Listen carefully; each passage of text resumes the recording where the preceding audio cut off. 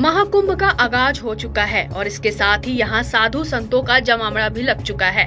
नागा साधुओं के बारे में तो आपने सुना ही होगा, लेकिन आज हम आपको महिला नागा साधुओं के बारे में कुछ रोचक तथ्य बताएंगे जो शायद ही आपने सुने होंगे। नागा में बहुत साधु वस्त्रधारी और बहुत साधु दिगंबर यानी बिना कपड़ों के होते हैं, लेकिन महिलाएं भी जब संन्यास में दीक्षा लेती हैं तो उन्हें भी नागा बनाया जाता है, लेकिन वे सभी कपड़े पहनती हैं। महिला नागा साधुओं को अपने माथे पर एक तिलक लगाना होता है।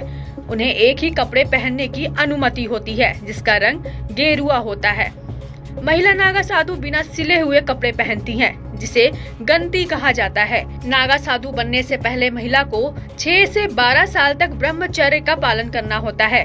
जब महिलाएं ये कर ले जाती हैं, तो उन्हें महिला गुरु नागा साधु बनने की अनुमति दे देते हैं। नियम ये भी कहता है कि वे ही महिलाएं नागा साधु बन सकती हैं जिन्होंने अपना गृहस्थ जीवन पूरा कर लिया हो या गृहस्थी बसाई ना हो। सिर्फ इतना ही नहीं, महिला नागा साधु उन महिलाओं को बनाया जा सकता है जिन्होंने किसी कारणवश गृहस्थ जीवन को त्याग कर दिया हो।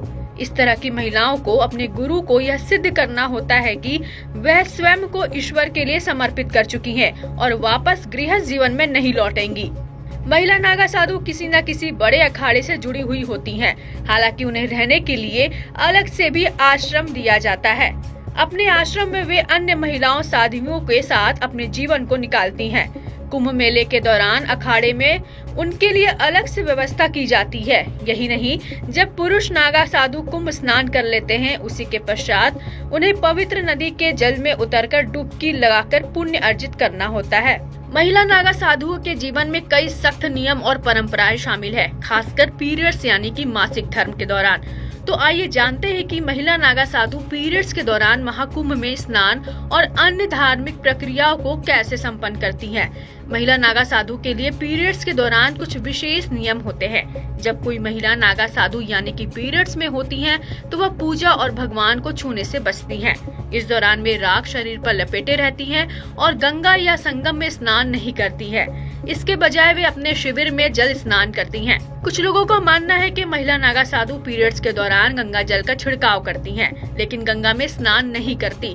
कुंभ के दौरान महिला नागा साधु के लिए एक विशेष माई बाड़ा बनाया जाता है, जिसमें सभी महिला नागा साधु रहती हैं। आपको बता दें कि महिला को नागा साधु बनाने से पहले उनके बीते पूरे जीवन की जानकारी ली जाती है। क्या महिला भगवान के प्रति समर्पित है? क्या वो कठिन साधना करने के योग्य है? ये सभी चीजें देखी जाती हैं। नागा साधुओं की तरह महिला नागा साधु को भी जीवन में अपना पिंडदान कर देना होता है। साथ ही महिला नागा साधु अपना मुंडन भी कराती हैं। आपको यह भी बताते चले कि पुरुष नागा साधु दिगंबर रहते हैं, यानी कि बिना वस्त्रों के, जबकि महिला नागा साधु के लिए विशेष नियम होते हैं, जिनमें वस्त्र धारण, पूजा पाठ और अन्य जीवन शैली से जुड़ी कई बातों का ध्यान रखा जाता है। महिला नागा साधुओं का आहार बहुत ही साधारण और प्राकृतिक होता है। वे मुख्य रूप से कंदमूल, फल, जड़ी बूटी और पत्तियां खाती हैं। उनका भोजन बिना पका हुआ होता है और वे शाकाहारी होती हैं। इसके अलावा महिला नागा साधु का दिन पूजा पाठ और ध्यान से शुरू होता है। वे सुबह ब्रह्म मुहूर्त में उठकर शिव जी का जाप करती हैं और शाम में भगवान दत्तात्रेय की पूजा करती हैं।